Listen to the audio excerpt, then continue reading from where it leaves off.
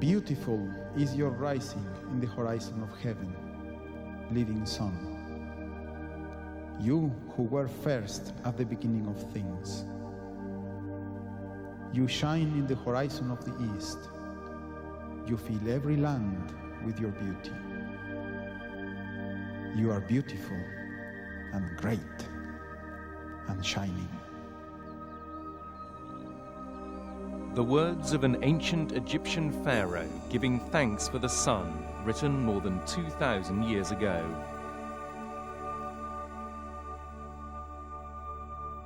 On the 11th of August 1999, that same sun was blotted out in the sky over Britain, the first total eclipse witnessed in this country for 72 years.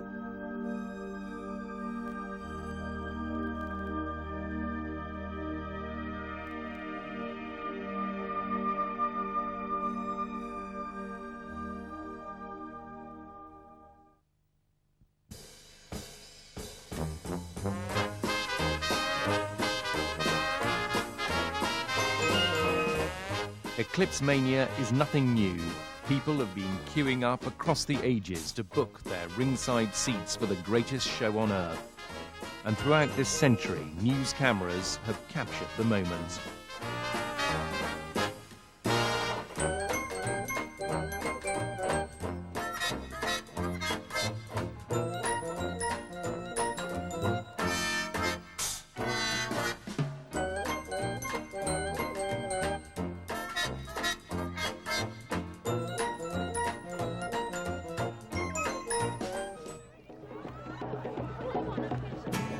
Eclipse 99 was no exception, and from the Scillies to Scotland, people took time off and turned their attention skywards.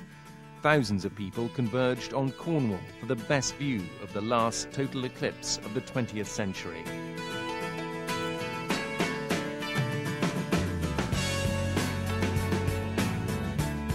Many took to the sea, hoping to experience the eclipse away from the crowds on land.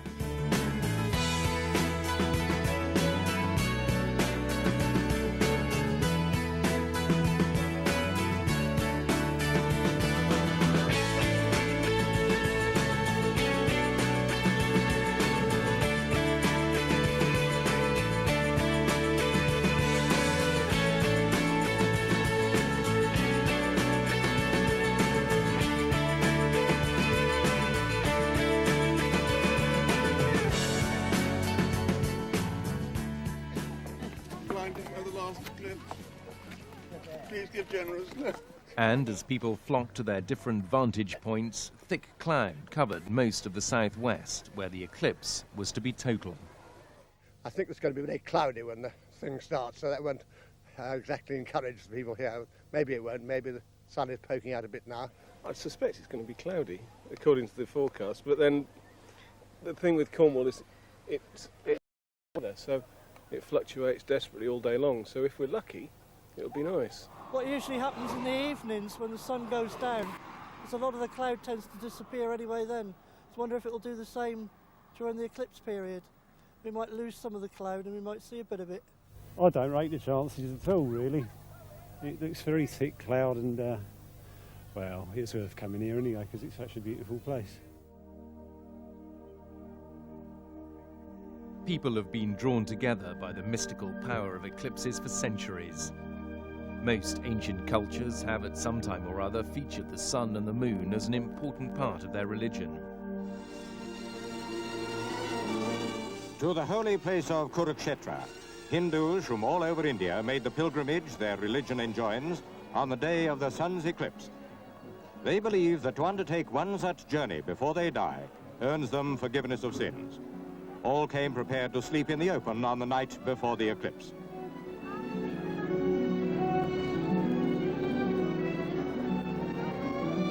Some wore masks in the likeness of Hindu gods.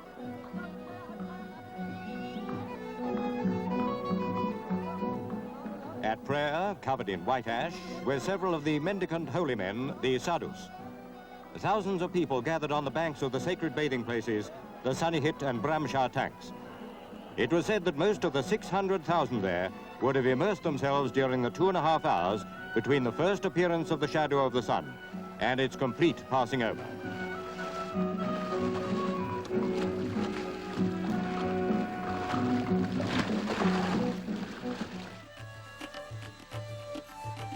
Hindu legend has it that if you take a dip during the solar eclipse or do a good deed, you are rewarded 1,000 times. This Pathé news footage shows Indians celebrating the sun's disappearance and reappearance back in 1961. And in 1999, stone circles draw pagans from all over the country to celebrate the most recent eclipse. Here at Menon Toll, near Penzance, in the pouring rain, the guardians of the stones perform their rituals in the run-up to totality. By the Cornish community to provide a spiritual focus for the eclipse at Menon Toll. For these pagans, the eclipse represents the marriage of the masculine sun deity to the female moon. Confirming this, our sacred vow. A solar eclipse happens somewhere in the world every time the orbiting moon lines up perfectly between the Earth and the sun. On average, this happens once every 18 months. During an eclipse, the sun and the moon appear the same size, because although the sun is 400 times as big as the moon, it also happens to be 400 times further away.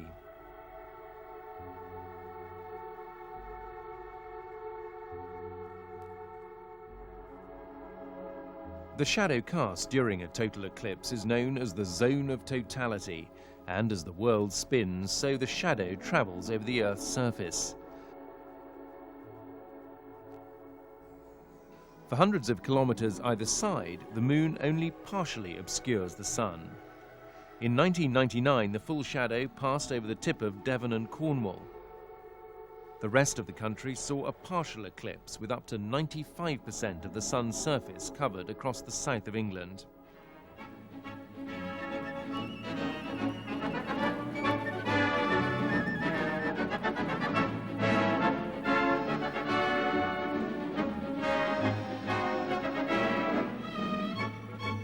And over the years, scientists have perfected increasingly ingenious ways of capturing this momentous event for posterity.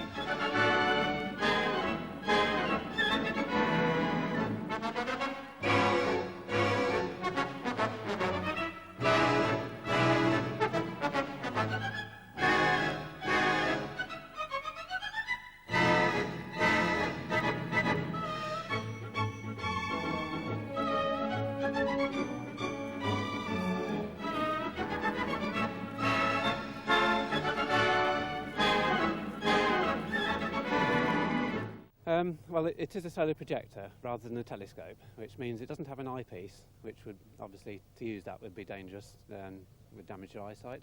And the projector projects an image of the sun onto a white card. And this means it's safe to photograph the white card rather than looking directly at the sun. The time now is 9:52. The partial phases of the eclipse start in approximately 5 minutes. So we're hoping for a bit of clear sky, which we haven't got at the moment, unfortunately.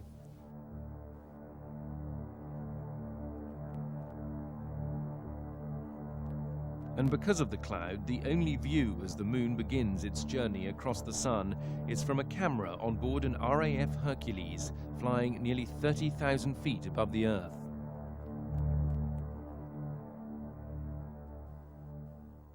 All I can say is it's been disrupting everything. We get disrupted anyway in the summer. It's even worse than usual.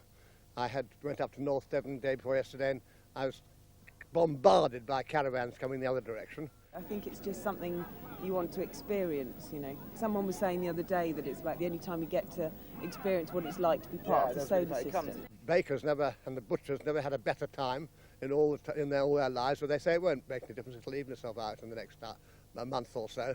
But they're now working flat out to satisfy everybody.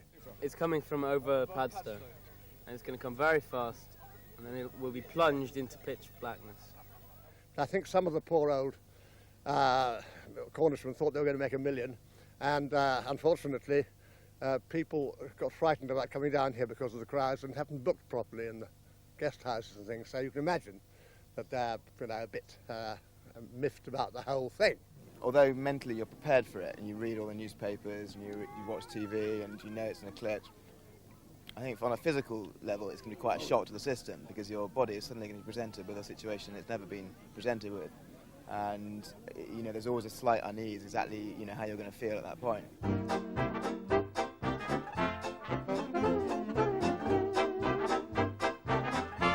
The last total eclipse on mainland Britain was back in 1927. The sun was blotted out for just 25 seconds and the zone of totality was only 50 kilometres wide. And news cameras have been on hand to capture many of the 20th century's other great eclipse events. A total eclipse of the sun, the most awesome of heavenly dramas, finds cameramen in Minneapolis boarding a special solar flight to film the spectacular sky show. 30,000 feet above the Earth, passengers strain forward as the dramatic moment nears. The moon's shadow, traveling at 3,000 miles an hour, devouring the brilliance of the sun. An eerie twilight settles over the Earth. This is it, the total eclipse. A 75-mile wide band of darkness stretching 8,000 miles across the horizon from Nebraska to Pakistan.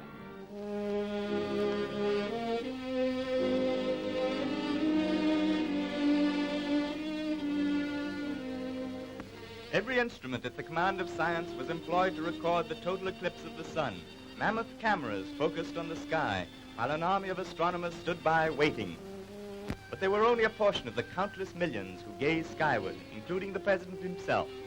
The latter's position between the sun and Earth caused the complete eclipse over a portion of the Earth directly in its shadow, a band 100 miles wide and 6,000 miles long, over which the lunar shadow moved at the rate of 2,000 miles an hour into the Atlantic Ocean. At this point, twilight descended on the cities in the eclipse belt, and now the moon rapidly approached the climax of the spectacle, the total eclipse, which lasted for 100 seconds. Most of the people of historic Florence were up before sunrise that morning. Not much hardship, perhaps, as it didn't rise very early over the River Arno in February. Still, it was a bit sooner than most of them are usually about. The attraction, the eclipse of the sun. They had grandstand places, Florence, with its famous observatory, being right in the belt of the promised total darkness. For astronomers, it was the biggest day in several years. They expected to learn a lot, having everything necessary to see it all perfectly. As soon as it became light, it grew dark again. The hens couldn't understand. They went back to bed. And obviously, the poor dog didn't like it.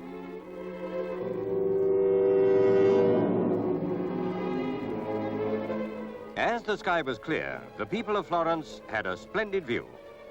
But never mind if you missed it. Stick around. There'll be another eclipse just as good in 1999. The eclipse will pass over the island's observatories and give an ideal view of the celestial event. It will also pass over some of the best holiday resorts in the world. So it's not just the scientists who are delighted with the venue. Planes are taking off and landing every minute and a half, bringing tens of thousands of tourists. The light is fading fast. The totality is nearly on us.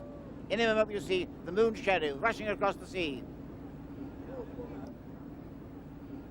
Approximate 5 seconds. Approximate 5 seconds.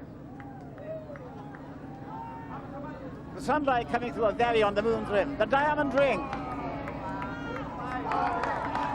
And totality is upon us.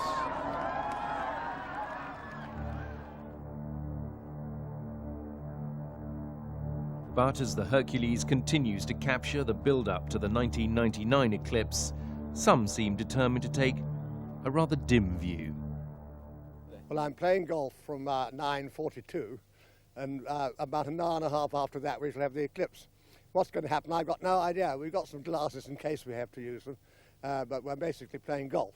Well, I think the day is an enormous bore. I'm going to play golf. We're probably going to get a torch and a candle, and I hope I don't sprain my ankle in a sandpit bunker. I've never seen in the last 50 or 60 years quite such a pantomime as going on now. Well, I think it's as bad as the millennium and political correctness.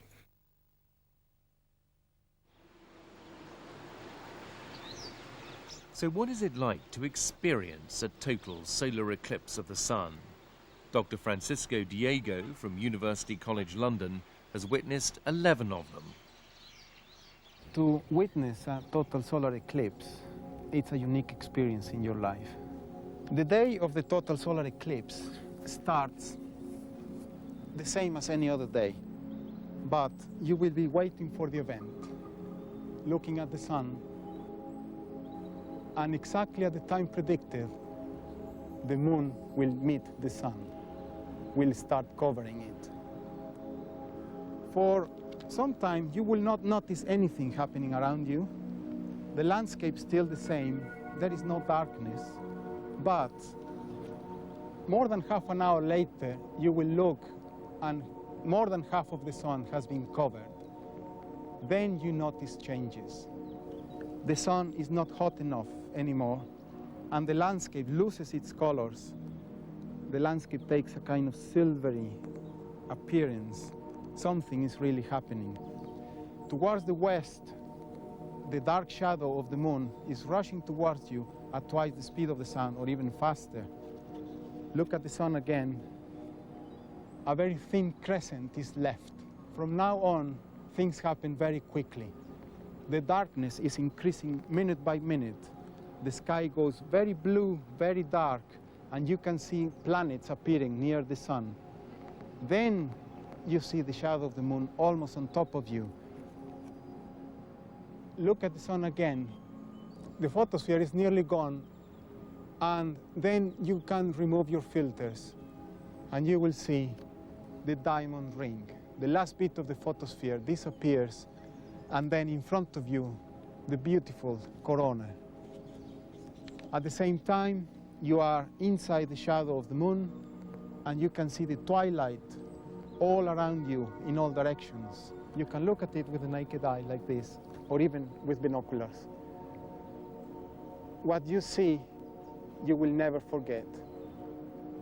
The solar corona, flying away from the sun, floating all white, beautiful in the deep blue sky.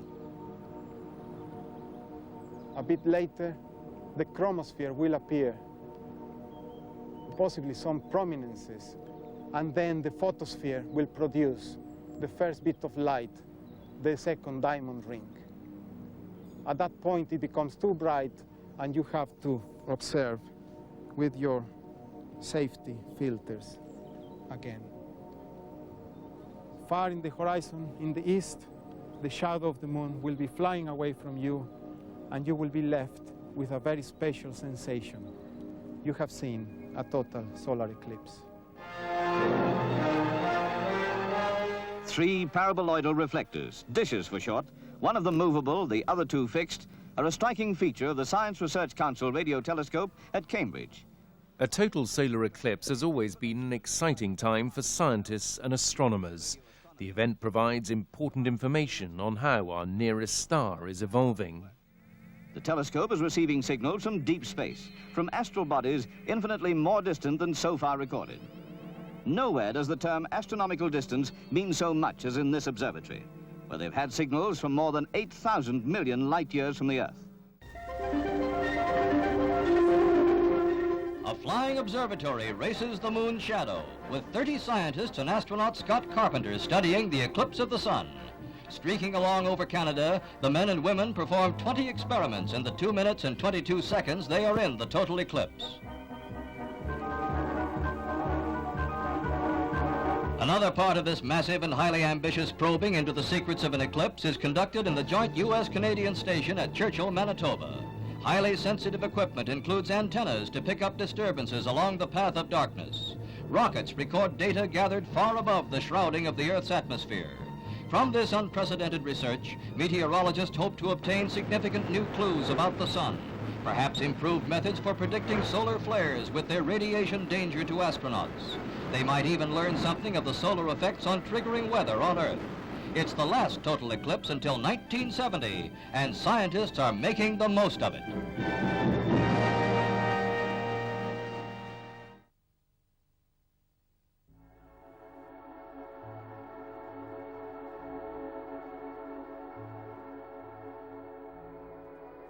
An eclipse is the only time that the incandescent outer rim of the sun, the corona, becomes visible.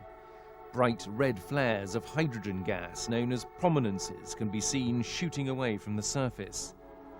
Astronomers are also able to see the spectacular solar winds, streams of particles flying outwards in all directions.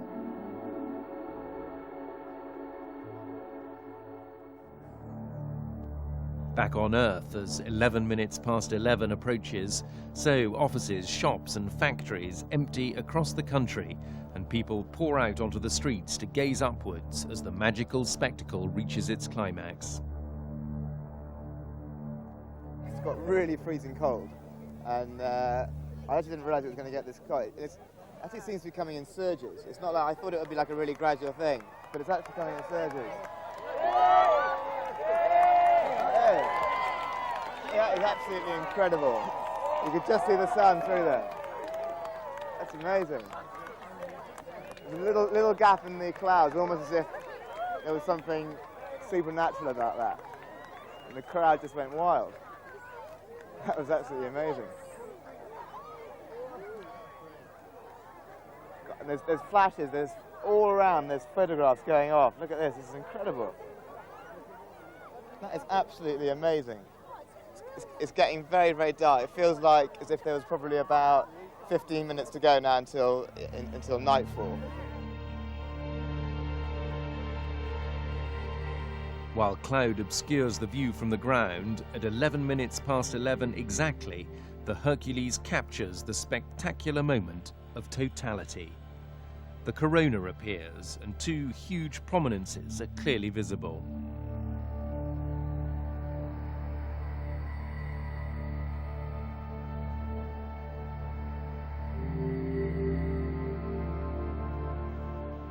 There's cameras going off absolutely everywhere.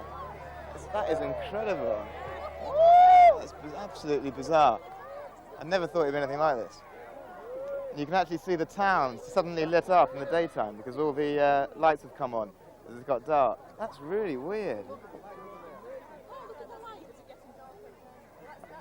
It's really getting very, very dark now. It feels now as if you're pretty well going to bed. I feel a bit tired actually. It's very cold, it's getting very, very dark. I wonder if it will go pitch black. It's now 14 minutes past, and it's pretty well dark. You can see in the distance a little bit of light as if it's... Oh look, and it's coming up now slowly. That's amazing.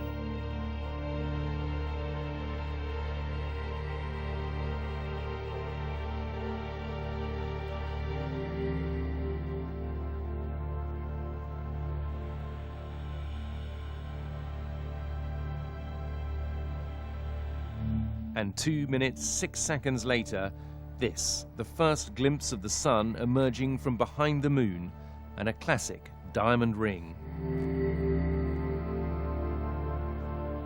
Well, it's now coming up to quarter past, and it's now obviously just come out of the total eclipse. It's getting lighter and lighter. Dogs have stopped barking. You can see the street lights actually starting to go off again now. That's really strange. Those street lights must be very confused. People are still taking photographs across the bay. It's getting lighter by the second. It was rather better than I expected it. I thought, well, this was going to be a completely anticlimax. We were looking across the hills, it was getting gradually darker and darker, and then we were plunged into darkness. And out of the corner of our eyes, we could see a sliver of the totality. I feel so high, I even touch the sky. Got to have Kaya now. At the very, very last moment, the penumbra showed up through the clouds. And so as we saw the shadow sweeping towards us and to the south of us, everyone started clapping, and we looked up in the sky, and there was the edge, the left-hand edge going this way, and everyone clapped and cheered. Well, first we didn't saw any sun, but luckily we just get a glimpse. Thank God for that, or else the people up here would be so disappointed. but the Lord have a little mercy on them. And I think they should take this from now on as a lesson and believe in our Lord and Savior Jesus Christ, who created all things for us. Well, we were looking up at the sky, and we saw a quick flash of the beginning of the eclipse, just through a little tiny gap in the clouds. And then we saw all the lights go up as it got dark in Padstow, and all manner of colours, really exciting. And it was a great feeling of... The most important thing was we drank some marvellous Veuve Clicquot. But we did get our money's worth by seeing the actual eclipse, just for those 2 seconds before and after, but nothing else after that, except for this extraordinary shadow travelling across the country to the south of us, and a huge druid-like congregation looking up into the sky. It was very moving. And we should appreciate the beauty of nature. Nothing beat nature. Nature is the greatest thing of all.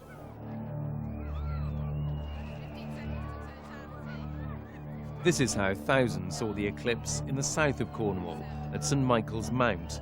The moon's shadow travelled over the Earth at 1,500 miles an hour.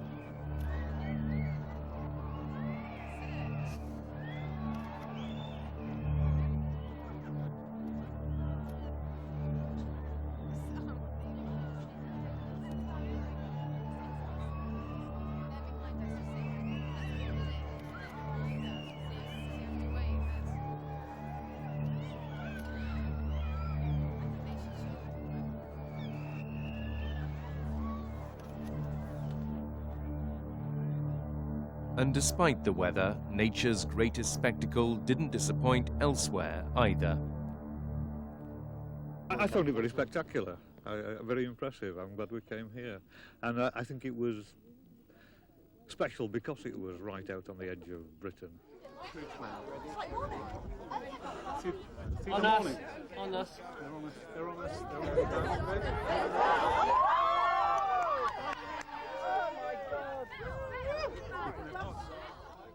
I was surprised at how emotional the whole thing was. As it suddenly got dark, it was a feeling of humanity clustered together on a hilltop. It was very primeval, almost prehistoric. It was lovely. I got prickles all up my arms, so I felt all peculiar. I'm really thrilled that we came, and to see something as well at the end of the day. That was wonderful.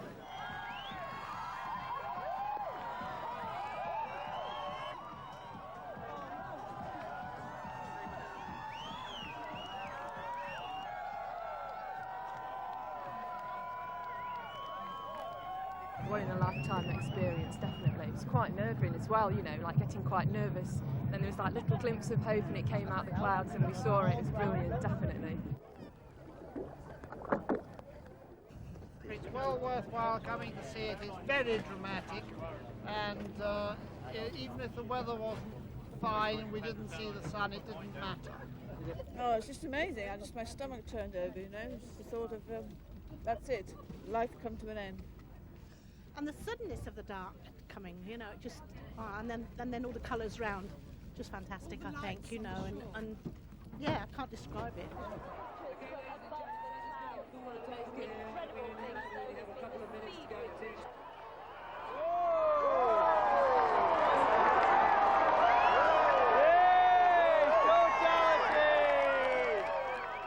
Really, really moving. It made you want to clap and shout, and which we did.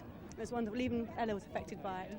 It was like a midnight in midday, really. It just made me feel like it shouldn't be right. Wow, totally amazing. Never seen anything quite like it. Brilliant. And the eclipse didn't only touch human emotions. Oh, he started to get bad about a quarter of an hour before it actually started. He was getting really agitated, like he does when a storm's brewing.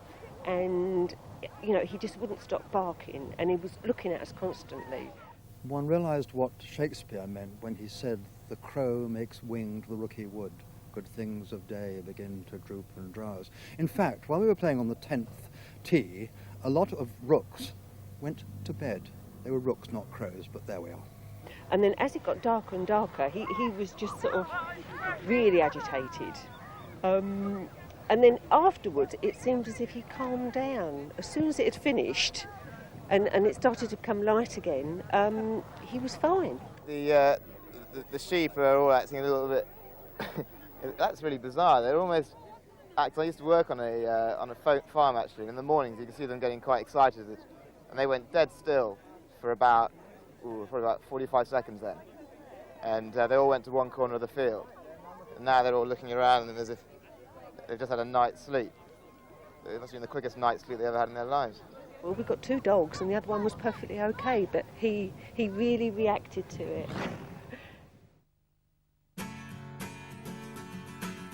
After leaving British shores, the Moon and the Sun took their show on a tour across Europe and onto the subcontinent.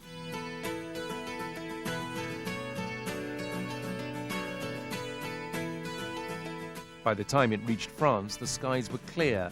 Parisians had a good view and could see huge prominences in great detail, some of the best ever seen during an eclipse. On the right-hand side, a piece of material is thrown many miles out from the sun. The diamond ring, and the eclipse is over for France. Thin cloud over Stuttgart produced a rather hazy corona and another diamond ring. In Munich, the sky was totally covered and the crowds were caught in a downpour. By the time it reached the Alps, the sky cleared again. This detailed picture shows off the structure of the corona and more prominences, a particularly magnificent one at 3 o'clock.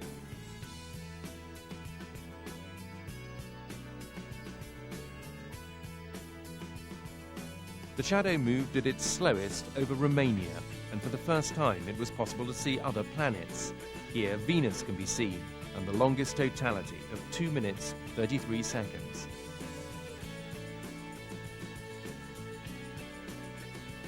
Crossing the Black Sea and onto Turkey, the clear skies produced another stunning totality. The shadow moved on, picking up speed with clear skies over Iran to the great enthusiasm of the assembled masses below.